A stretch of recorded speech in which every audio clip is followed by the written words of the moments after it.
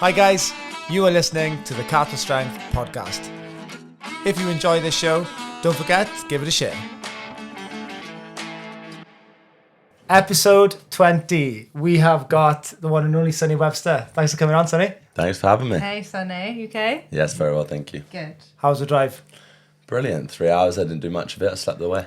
How would you compare? Passenger princess. That's me, the whole always on tour. Sonny just rocked up in a Porsche. Yeah. How would you compare Dubai to West Wales? To West Wales, very, very different. I was driving through the towns thinking, who the hell lives in these places?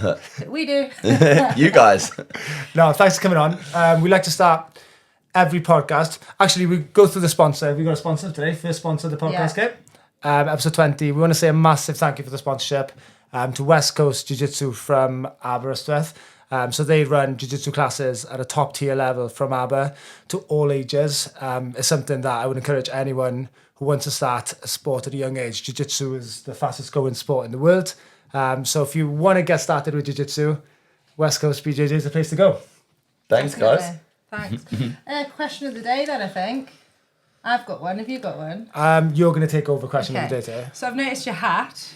What is your, put your head down. What is your favourite piece of sushi at the Dubai Sushi Club? It's going to get more serious this podcast, but it's a nice one to Dubai start. Sushi Club's from Nobu, and they do a really good jalapeno yellowtail. Just seen nice. it, so that'd be my favourite. You wouldn't like that because you don't like spice. Nah. No, I'd like that. I like a spicy margarita, so yeah, I'd like that. So do I. We don't have any sushi No. restaurants in West Wales, No. unfortunately. But yeah, we got to travel. Yeah, we've got Abba Sushi. Shout out. We? Yeah. Oh, so if you're listening, Abba Sushi, if you want to give us Sponsor next Reveal. podcast. Maybe they sponsor. can provide food for the next Yeah. one, so we could do some Yeah, so you can come back. Yeah.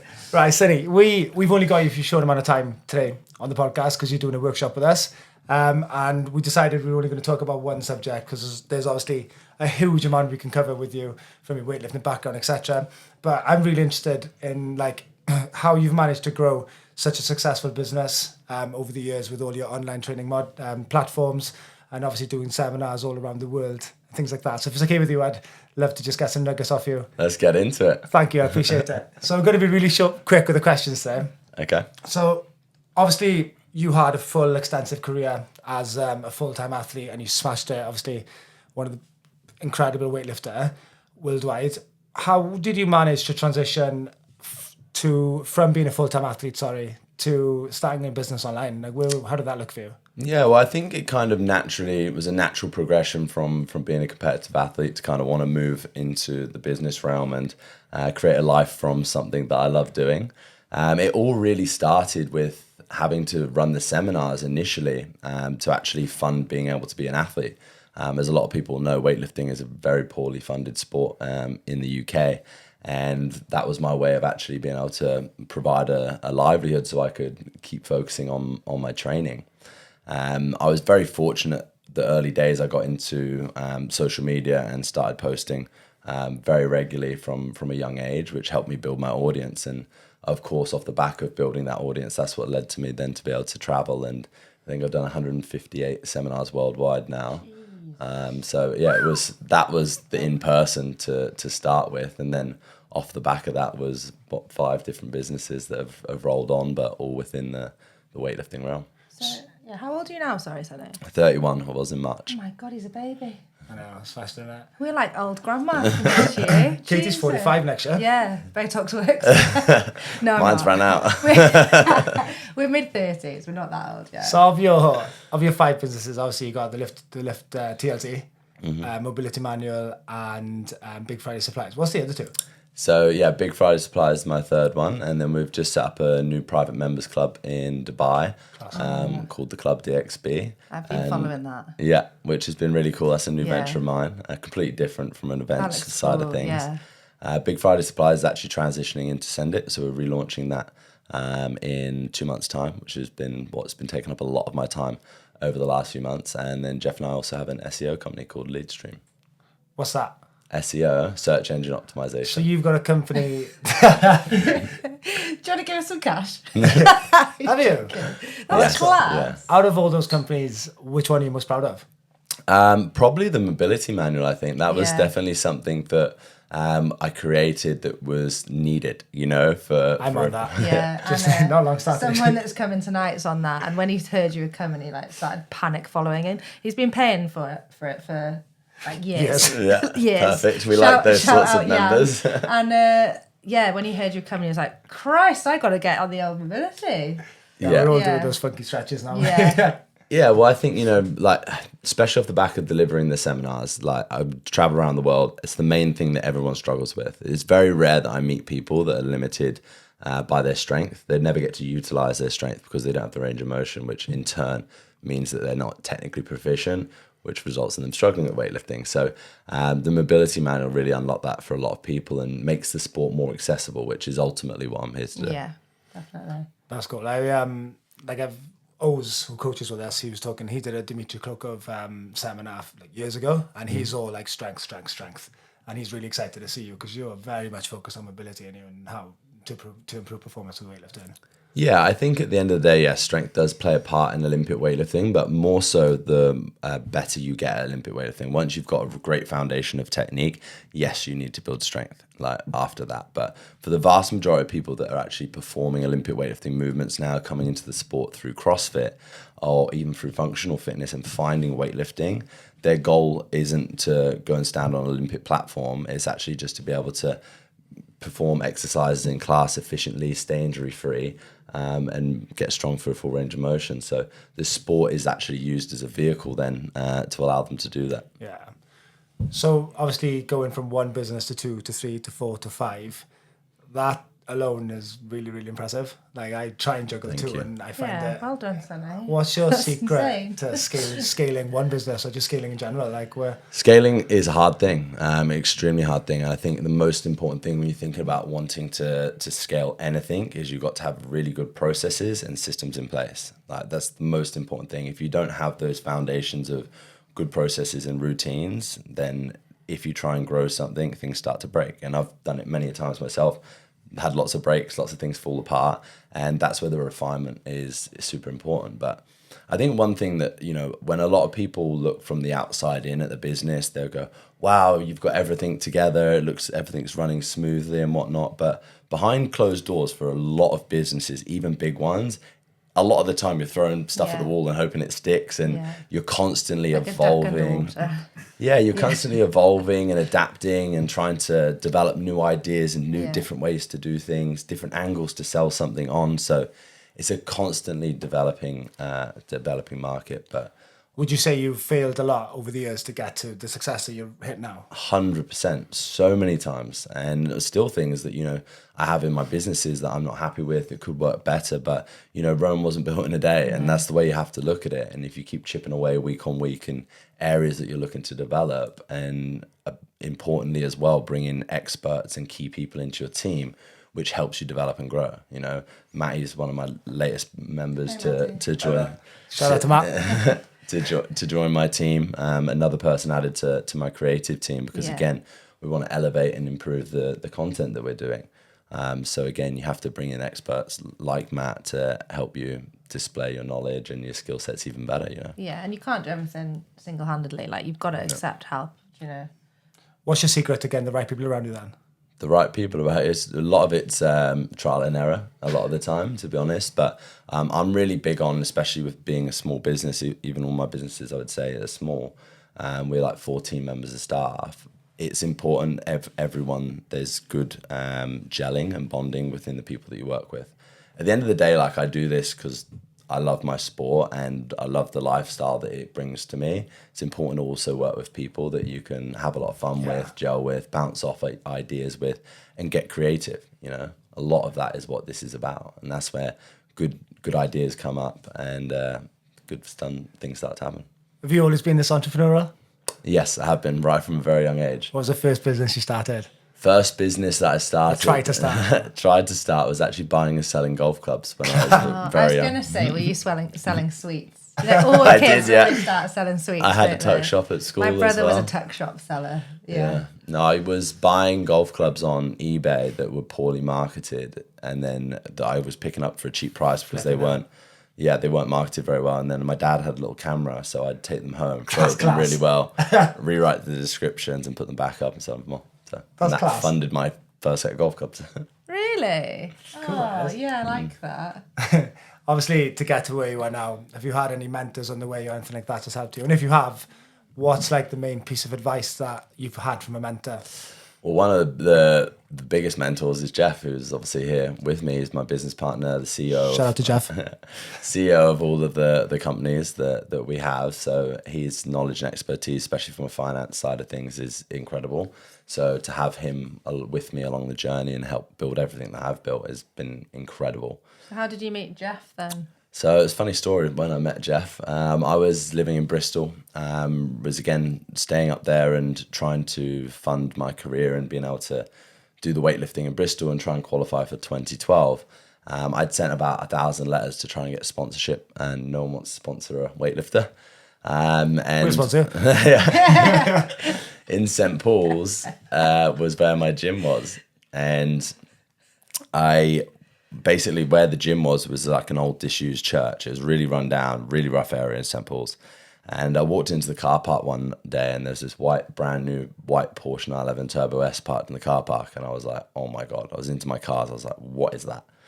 So I went into reception and I said to my coach, Andy, I was like, Andy, whose car's that? And he was like, his name's Jeff in the main gym. Can I just say, my name's Jeff. My name's Jeff. Yeah, he does that. Sorry. He does that a lot. Shout out, Jeff. So I ended up going into the main gym and I just shouted, who's Jeff? And he sat up on the other side. And he went, my name's... Outrage. He sat up on the other side of the gym and he was doing bench press. He goes, what do you want, mate?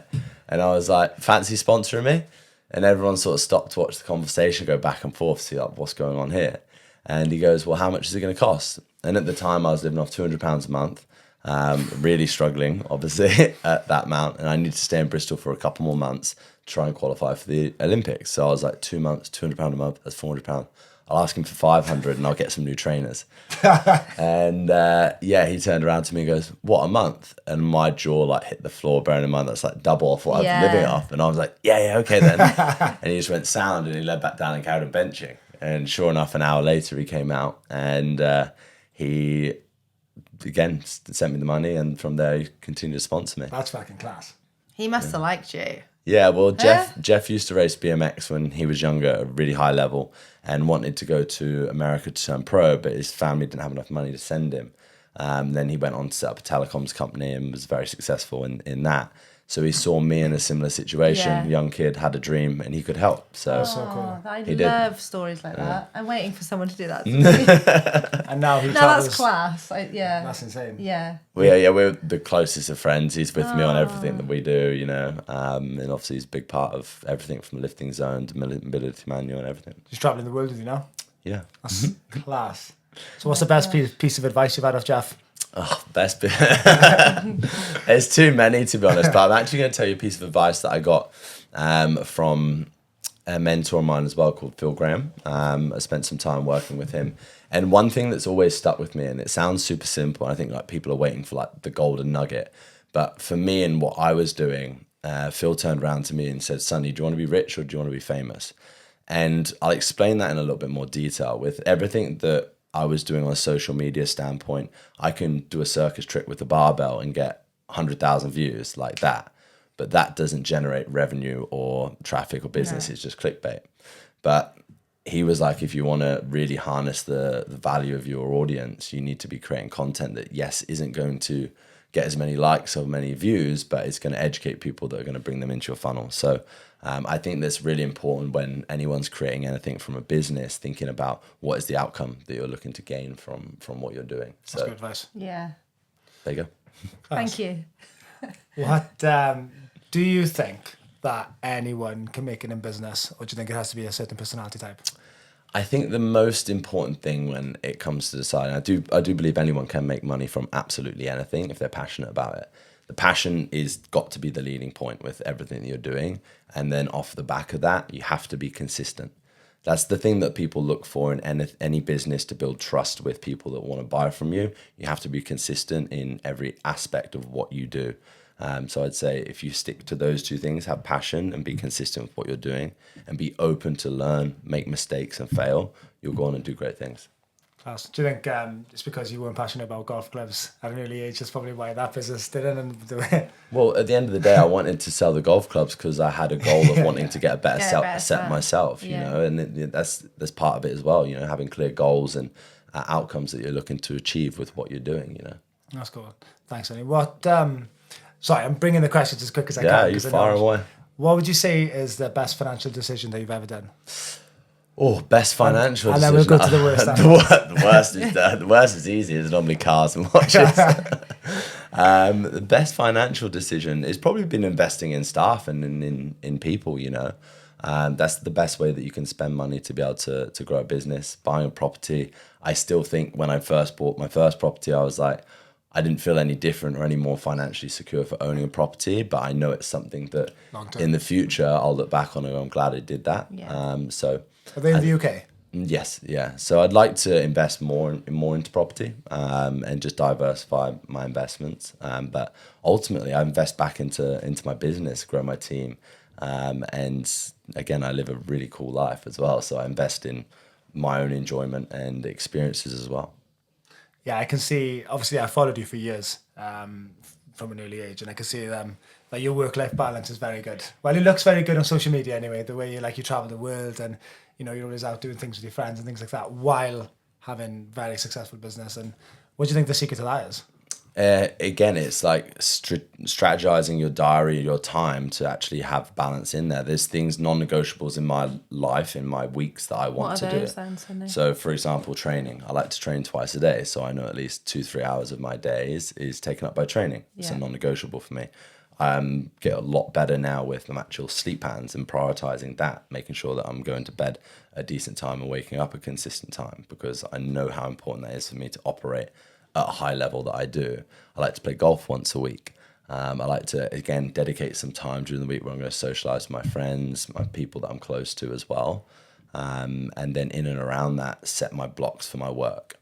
Again, we have times where you want throughout the week to be creative and come up with new ideas, and then other times where you have to do the boring stuff, the team calls, the sales calls, those sides of things that is your bread and butter. So I think having a really good schedule and structure in your calendar is what's super important to be able to find a good balance, We could do with that tip, couldn't we? Yeah, that's probably one area that I'm struggling with. Yeah. I live off my calendar. We're both quite like playful people. We just play around, don't we? We need to be more Sonny, I think. Yeah. Yeah, I like that calendar stuff. Calendars are good. Yeah. So among other successful business owners, etc., entrepreneurs that what's the one trait that you think they all have in common? Oh, that all have in common. Probably coming back to that consistency standpoint. I mean, one of the people I'm most fond of that, again, a lot of you guys will know as well, is probably James Smith, which I know very personally, and he's an extremely hard worker. Everything that he does is very intentional with every bit of content, everything that he puts out there. And he's a grafter, and that's inspiring, being around people that are motivated to work hard and get great results. So I love how outspoken he is. It's what makes him stand out from the crowd and separates him from others. And that's ultimately what people want to see. They want that little bit of friction and abrasion with someone that they, it's like Marmite almost, with whether you like him or not. But it's done to create a reaction and emotion with people. So the better that you can express your personality through what you do in business, whatever your business is what people will build trust with and likability for, and then eventually invest in you. Yeah. Because I think, like yourself, Rhys, and me, on social media, exactly the same person in real life as what we are. And from what I've seen from you so far, you seem exactly like the guy that we all watch, like that. So I think, that's important. Katie was fanboying. She's like, he's in the airport. I was like, he's just boarded. Guys, he's not far off. A lot of the people are like that. Even that Matt out there. Not you, Matt. The other Matt. Yeah, not you, Matt. Not you, Matt. The other Matt that's driven an hour and a half. He's a fangirl. But I think if you're yourself, that's what is so successful as well, isn't it? It's just being you. Do you know? I think people buy from people, yeah, not businesses today. That's my opinion. So James Smith's exactly like James Smith in real life. Yes, he's very fast operating, like very high functioning. He's definitely got ADHD in everything that he does. He's a fast operator for sure. He's class. Oh, I like that you're his pal. That's nice. What would you say is the most important, sales or marketing? Oh, Because you can sales. market very well. Yeah, sales. I think it's more important than the marketing. Ultimately, like you can see a lot of great businesses that have huge revenues that, again, from a social media point, have very little presence. So marketing is great for building volume, but sales ultimately wins. You know, Yeah. you could sell one product for £100,000 every 2 or 3 months versus the difference of how many $15 products you have to do, and the marketing budget and marketing spend that required to do that is huge. So, sales. Good answer. Good answer. What was the question you had? You had a question? You told me earlier. You kind of already asked it. Mine was I started online programming, like coaching, last June, and it was just basically, what advice would you give to someone like me in their first year of online coaching? Gym pony sign off. What would you? I was going to bring you a vest, but I thought you'd never wear it, so I didn't. Best piece of advice for someone working online. I think ultimately when you move online, you have to really master your internal network first of all. So that means spending plenty of time working face to face with people first, master the craft of doing that. Yeah.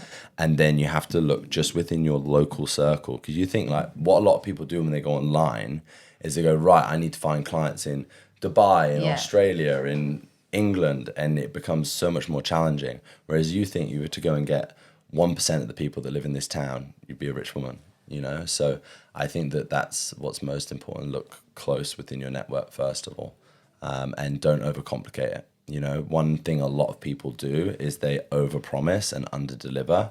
You're better off exceeding someone's expectations in terms of what they're going to get from you than promising the world. But the most important thing you have to remember is the result. That's what people want, okay? And that's one thing that I've had to learn in my business, especially when it was Sonny Webster Academy, and that's the lifting zone, and we have 7 amazing coaches that deliver a lot of our coaching. I used to feel like people always needed me, and it was all about me, and people were buying in. And there's a certain amount of people the fanboys or whatever, they'll pay because they just want me to do it. Mad. But ultimately, we've got an amazing coaching team that deliver an amazing service, and that's what will ultimately get them a great result. And I think that that's important to remember too. It's the processes that you put in place that will ultimately yield them the result. What? Thank you. That's good answer. Yeah. Good advice, okay? Yeah. You have to pay a lot of money for a mentorship like that. Yeah, thank you, Sonny. What? Where do you see your business being in about 5 years, 10 years? Oh, yeah, you have to ask Jeff. We'd love to grow the mobility manual to a point where we could exit from that company. I think would be the ultimate goal, would be to build that and sell. The lifting zone will always be my passion, well, my bread and butter, if you like, in terms of what we do from an education and coaching standpoint. So there's still more scaling that will happen with that company. The clothing is probably what I'm most excited about, and what I see that and the club more recently having the biggest upside in terms of profitability and revenue in the next few years. So again, I'd love to grow that into a global brand. From obviously, because I follow you and I see that you've got a partner, etc. Is your partner involved in the businesses as well, or is she completely separate? Like, No, completely separate. Yeah. Yeah. It's in real estate. Oh, that's cool. No, I was just interested to know because like the businesses are so big now. I was just wondering, like, is she gonna come in or no? Yeah. No, I think keeping things like that separate is really important. Ultimately, like you don't want work coming in between. Yeah, no, I understand. It's great to have someone that understands Yeah. what you do and that can be there for you and support you through your wins and your highs and your lows. That's what you look for in a partner. So I think having that good understanding between each other is important. But, you know, also, again, it's knowledge sharing between us and getting advice from someone that, again, genuinely wants to see the best for you. And, again, having people around you that sometimes will tell you the things that you don't want to hear, but they tell you because they love you. Yeah. You know, and I think that that's also really important in business, is having those people around you that can do that.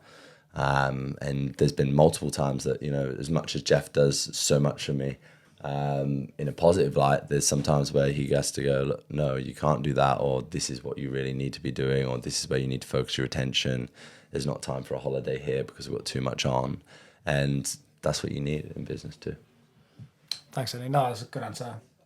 What we've literally only got 5 minutes left. Why are you laughing? Yeah, it was nice that you thanked him. I feel like every question. The most polite he's ever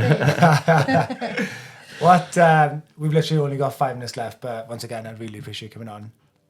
Have you got any more golden nuggets that could help anyone listening that's in business or starting out a business or just trying to grow their own business? Doesn't have to be in the fitness What industry. would you say the majority of your audience do? Are they from the gym? Are they from the local community? I would say they're all from the local community.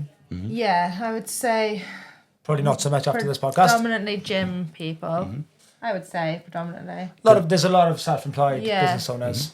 Because I think when you think about like advice, and I always liken this back to a good friend of mine, Lockie, in Australia, when we went to a bookshop together and we sat down and we were looking through the books and I was picking up all these books and I was like, he's a big reader. And I was like, wow, what do I find? Like, what's a good book for me?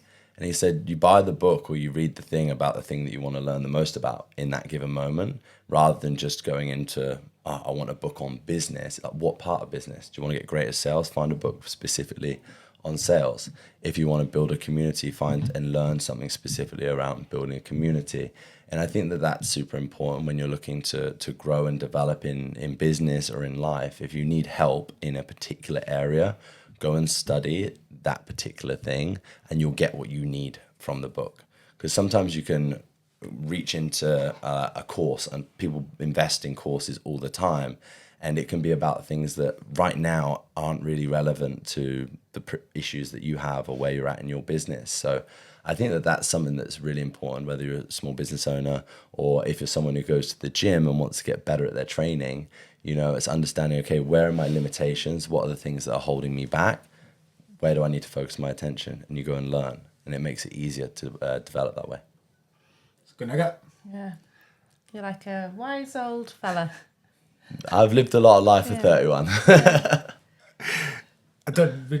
I say this to everyone, but I don't think I need to say it too much with you, Sonny, but where can people find you? Instagram.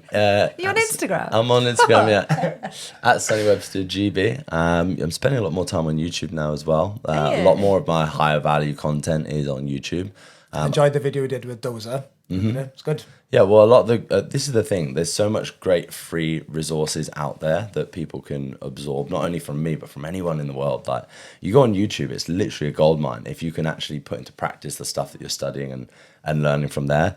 And I look at ultimately, and this kind of comes back to what we were talking about on business as well, people pay a lot of money for the things that they can get for free online because they need the accountability. Yeah. And they want you to actually show them how to do it. Yeah. You know, all the information's there, but that's what it all boils down to at the end of the day, is they want the accountability and the hand-holding. Thank you so much. Thank No you. problem at all. We're off to lift now. Let's do Thank you it. very much. Time to send it. One more thing, this podcast, once again, is sponsored by West Coast Jiu-Jitsu from Aberystwyth. Give them a follow, guys. You're the best. Thanks so Thank you. much.